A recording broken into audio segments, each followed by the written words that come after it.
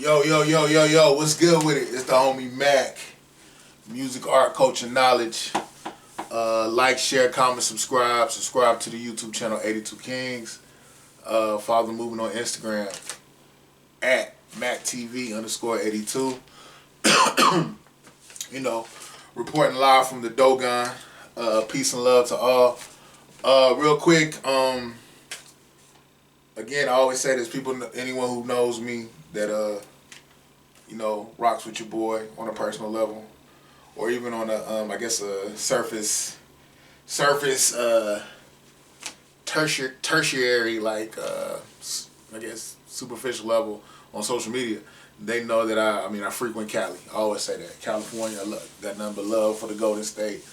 And I lived in Cali. As a child, I lived in Cali for probably about, 5-6 years. I've always just had a propensity or like an affinity for California culture.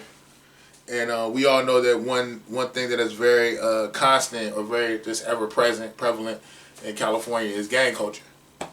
So this leads me to an interview that I saw on Kev Mac videos with the infamous Monster Cody. Now his name is he goes by Sanyika Shakur.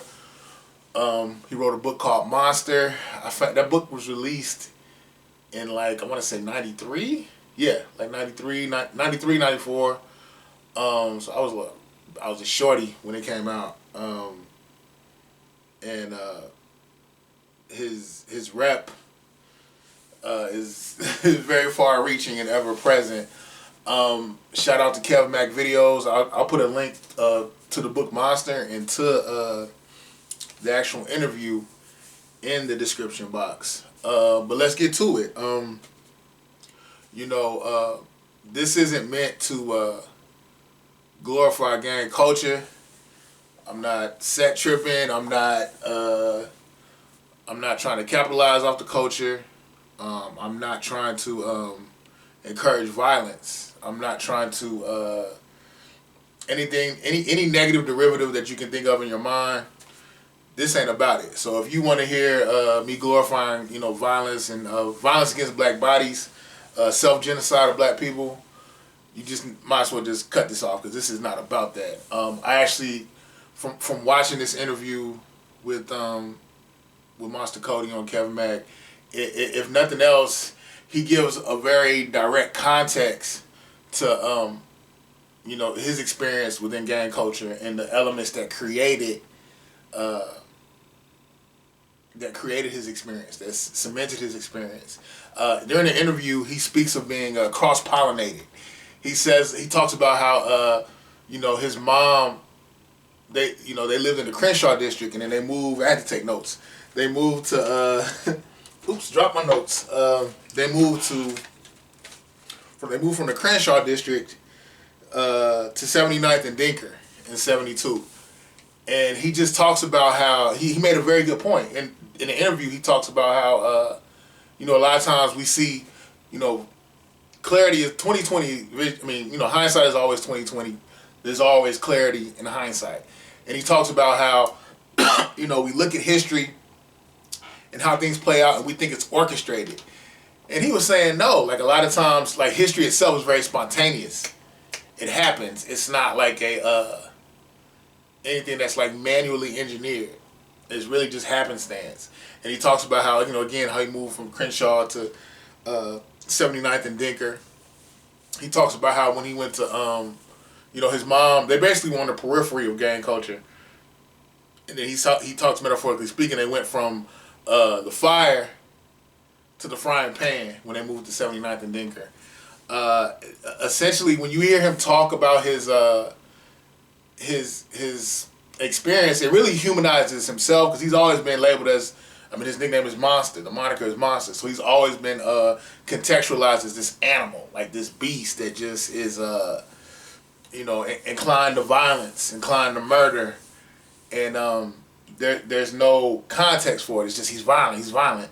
And I think, again, he really humanized himself by explaining all the dynamics that came into play. He talks about how when he was in elementary school. He's walking to the gate to get to school, and I guess this kid passed him down like, if you got any money, let me have it, give it to me. And he's like, man, he lies, but he's like, yo, I ain't got no money. And the kid, he said, he candidly says, the kid said, all I find I can have. So Cody lifts his hands up, gets patted down, and the kid finds a dime in his back pocket. As a consequence, Cody is assaulted by this young man. He punches Cody, and well, first of all, the kid takes his dime, and then he punches him in the mouth and lays him out. And he talks about how that gave him that just being that naked and being that metaphorically speaking that naked, that much being prone to violence and prone to being a victim. It inspired him to want to join the A-Tray Gangsta Crips because he realized, like, man, like, I can't be alone out here. I need community. I need allegiances. So he said after that happened, he got put on by a set, and he talks about how, like, years later down the line, the young man that assaulted him and took his money, he sees him somewhere. He sees him somewhere, and this is I think he said this was at when he was in middle school. Fact check me. I think he said he was in middle school. He was older, and he sees the same dude who had took his money, and he laid him out. He talks about how he broke his teeth. I mean, yeah, took his teeth out, broke his jaw, like just totally violated this kid. And he talks about how, like, the violence that he came up around, being a victim, like it made him more maniacal.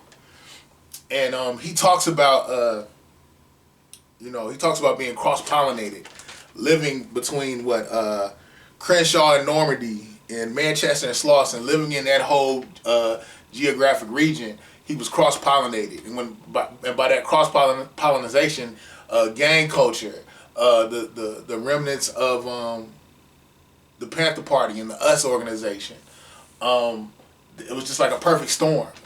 And he says something to the effect of, the elders, they didn't realize what was going on at the time. Like, there was just this void.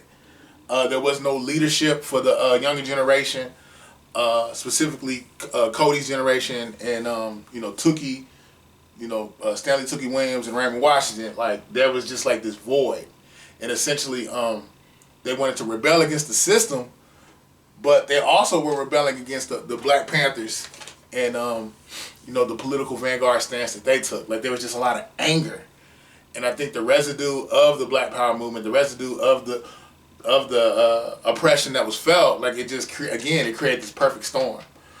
And Cody goes into his childhood, again from Pat. He goes beyond being assaulted and what made him want to join the A-Tray Gangsta Crips. He also talks about how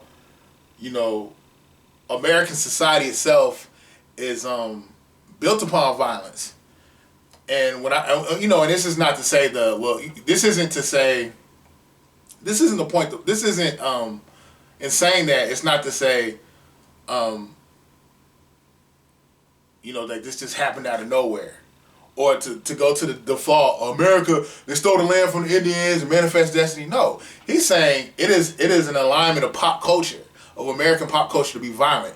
Like Cody, for example, Cody said, I learned how to carry a double-barrel shotgun by looking at Elmer Fudd.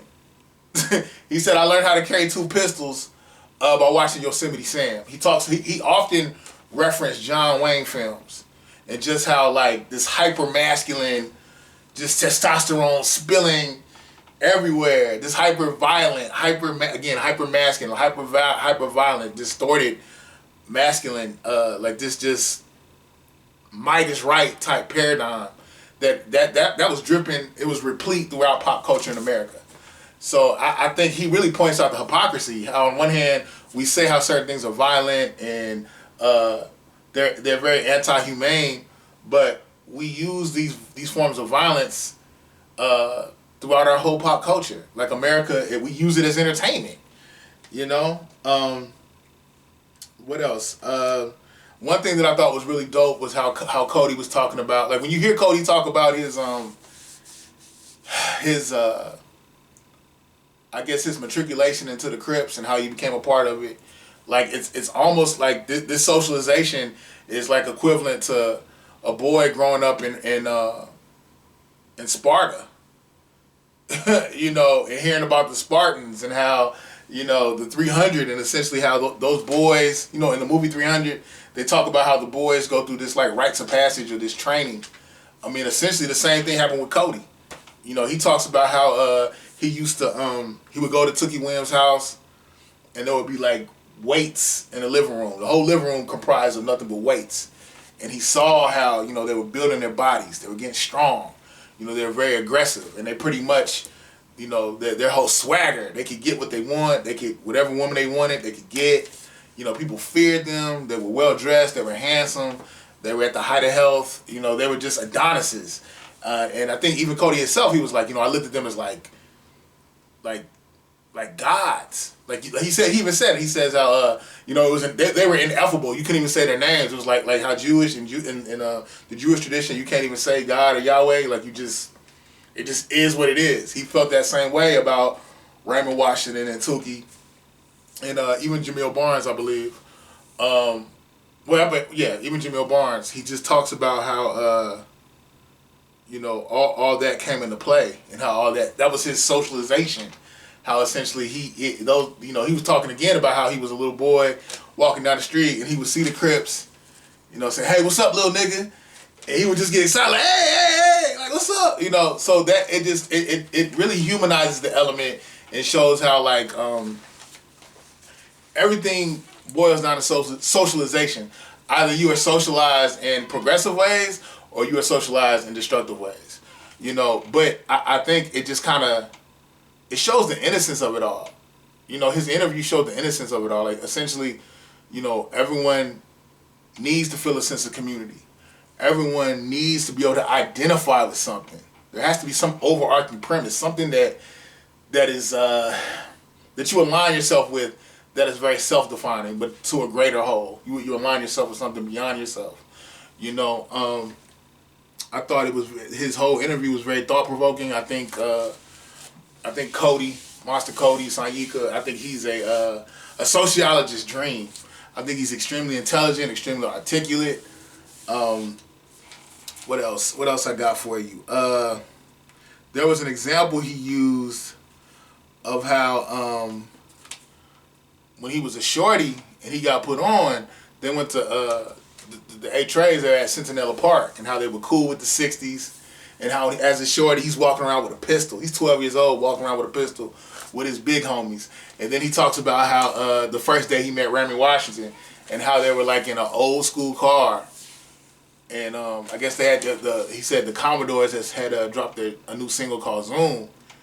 And how, the brothers was they were smoked out, they were sipping on something, and how they were just riding the car on a Sunday afternoon, blasting that Commodore song. And then he talks about how Raymond Washington went into song.